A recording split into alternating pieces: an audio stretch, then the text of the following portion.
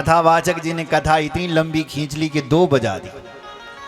अब चंचला बलांड की कदी भणु कथन पूरी, भंडारो कदी हल शुरू, लेकिन भंडारा शुरू होने का समय नहीं। तो चंचला गई देखने के लिए और जाकर की कथा चली रही थी और कथा में आकर के बैठ गई। तब तक वो व्यास जी महानुभाव कथा में नरकों का वर्णन कर रहे थे। कह रहे थे, योसिताम जार सक्तानाम नरके यम किंकरः संतप्त लोक परिघम क्षिपन्ते स्मर मंदिरे। वो महान भाव व्यास जी कह रहे थे कि जो स्त्री अपने पति को छोड़ करके पर पुरुष से प्रीति करती है, संसर्ग करती है, वो जब मरती है और मरने के बाद जब यमलोक पहुंचती है तो यमराज उसके स्तब्ध मंदिर में जाकर के लोह का परिघम डालते हैं। संतप्त लोह परिघम क्षिपन्ति स्मर मंदिरे। फिर उसको भयंकर खतरनाक पीड़ा होती है। इतना कहकर कि उन व्यास महान भाव ने कथा को विराम दे दिया। कथा समाप्तो शानारी निर्गति सुजने सुचा भीता रहसि तम प्राह शैवम संवाचकम द्विजम। कथा समाप्तो शानारी, इतना कहकर कि व्यास महान भाव जी ने कथा को विराम दे दिया। चंचला ने जब ये बात सुनी तो वो चंचला कांप गई। कांपती हुई अपने आप से कहने लगी, अरे ये क्या कह रहे हैं व्यास जी कि एक पुरुष के साथ संसर्ग करने से ये हाल होते हैं। मैंने तो न जाने कितने पुरुषों के साथ अपना संबंध जोड़ा है, मेरे साथ तो न जाने क्या क्या होगा। दौड़ के गई महाराज, 3 भंडार छोड़ी बल कब खान लो भंडार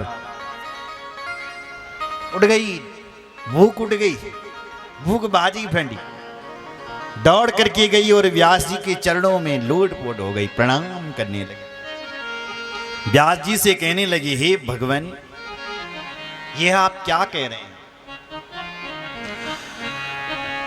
ये आप क्या कह रहे हैं महाराज। ब्रह्मन् त्वं शृण्वद्वृत्त मजानन्त्या स्वधर्मकम् श्रुत्वा मामुद्धरन् स्वामिन् कृपां कृत्वा तुलामपि। हे ब्रह्मन् सुनिए, ये आप क्या कह रहे हैं, एक पुरुष के साथ संबंध जोड़ने से ये हाल होते हैं। हे महाराज, मैंने तो न जाने अपने जीवन में कितने पुरुषों के साथ अपने संसर्ग जोड़े हैं, अब तो मेरा न जाने क्या हाल होगा। यदल्पस्य सुखस्यार्थी स्वकार्यस्य विनंसिनम महापापम कृतम घोरम मजानन्त्यात्यति कष्टकम। मैंने तो न जाने यदल्पस्य सुखस्यार्थी, जो काम का सुख होता है ना वो क्षण भर का होता है कि मैंने उस क्षण भर के सुख के लिए महापापम कृतम घोरम, इतना बड़ा महापाप कर दिया है। हे महाराज मुझे क्षमा करें, क्षमा करें, अब तो मुझे नरकों में जाना पड़ेगा और मेरे नारकीय न जानी कैसी कैसी गति हो, कैसे सहूंगी मैं नरकों को। कथम सहिष्ये नरके खंडसो देह कृतनम यातनाम तत्र महतीम दुखदाम च विशेषतः। मैं कई प्रकार की यातनाएं मुझे भोगनी पड़ेगी। कथम सहिष्ये काम दुखम, कैसे मैं ये नरकों का दुख सहन करूं, मैं क्या करूं। किम करोमि क्व गच्छामि कं वा शरणमाश्रयेत् कस्त्रार्यते माम लोके कस्मिन् पतन्ति नरकार्णवे। चंचला बुलाने लगी, मैं इनके छेन बल करूं, किम करोमी, कहाँ जाना चाहिए, क्व गच्छामि, कं वा शरणमाश्रयेत्, मुझे किसकी शरण में जाना चाहिए, कौन होगा जो मुझे बताएगा।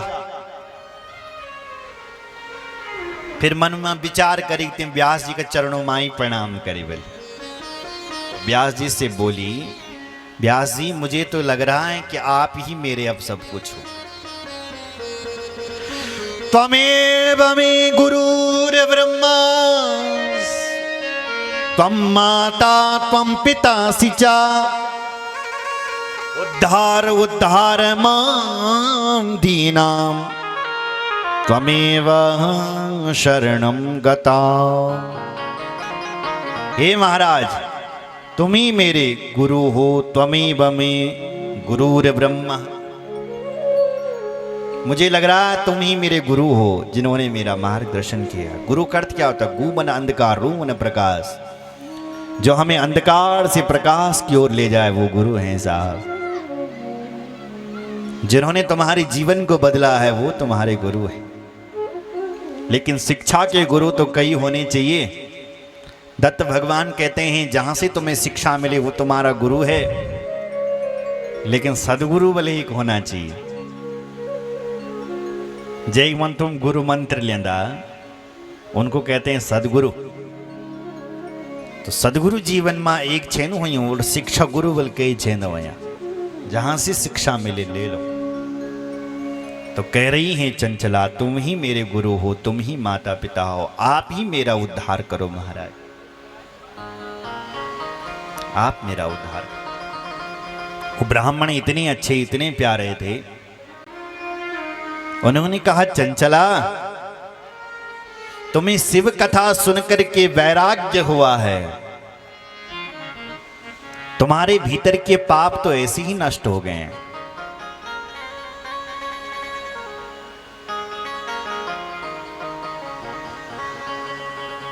अगर शिव जी की कथा सुनकर के तुम्हें वैराग्य हुआ है तो पाप तुम्हारे नष्ट हो गए। अगर तुम्हें आपने कोई अपने जीवन में पाप कर दिया और तुमने सुन लिया कथा में कि ये करने से ये पाप लगता है,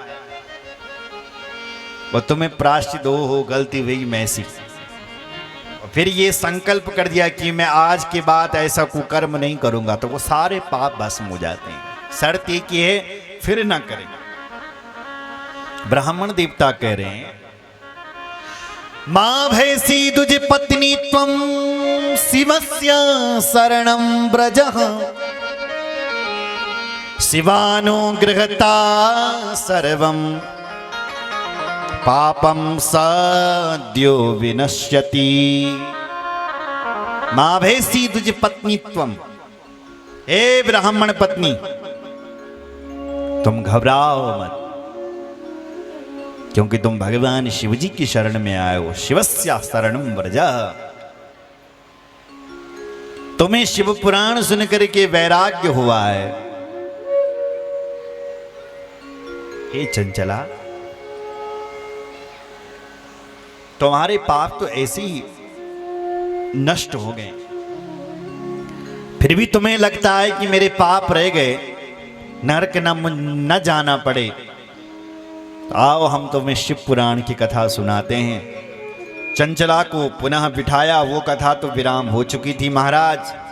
पुनः चंचला को बिठाया गया और कथा का शुभारंभ किया गया। ब्राह्मण देवता ने चंचला के उद्धार हेतु उसे शिव कथा सुनाई, भगवान शिव जी की कथा सुनाई, उसको शिव जी का मंत्र दिया और शिव जी का नाम उसने जपा। और कुछ दिनों बाद जब उसकी मृत्यु हुई तो वो साक्षात उसको लेने के लिए भगवान शिव जी के दूत चल कर के आए। बोलो शंकर भगवान की जय। और उसने इस कथा सुन कर के दिव्य रूप धारण कर दिया। विमान में बैठ कर के शिव जी के धाम चले गई। बोलो शंकर भगवान की जय। गत्वा तत्र महादेवम सददर्श त्रिलोचनम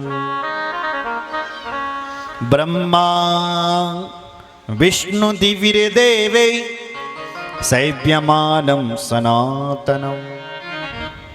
सनातन ब्रह्म, जो ब्रह्मा और विष्णु के विषैव्य हैं भगवान शंकर ने, आज उन त्रिलोचन भगवान ने इस चंचला की मुक्ति कर दी और इसको अपना शिवधाम दे दिया। और इतना ही नहीं,